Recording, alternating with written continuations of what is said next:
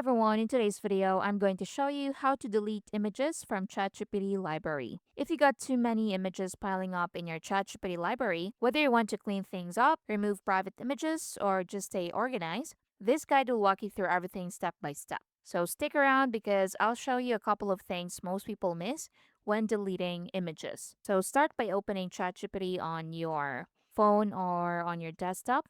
Now make sure you log into your account if you haven't already and make sure you're using the correct account. Your images are tied to your login. Now, go to your library or image section. So, depending on your device, you might find it in the sidebar. So, it's in here. Or if you're using mobile, you can find it inside your profile or menu or within previous chats where images were generated. So, at the left side, tap on More and tap on Images right here. Now, in here, what you're going to do is to scroll down and go to My Images. So you will see all of your images down here. And next, locate the one you want to remove. So just tap or click on it to open full preview. So I'm just going to click on this one, for example.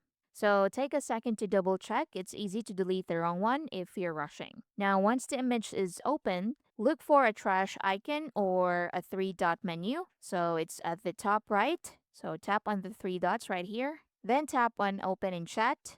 Now, once the chat is open, you can just click on the three dots right here at the top right and tap on Delete. So confirm your action to delete the chat, and the chat will be deleted and those images will be deleted too. And that's basically it. So again, you need to go to your images. So on PC, click on More and tap on Images.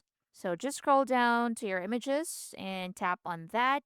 Click on the three dots, tap on Open in Chat, and then click on the three dots again and click on Delete. Confirm your action, and that would be it. That's how you can delete images from your ChatGPT library step by step. Thank you for watching. I'll see you in the next one.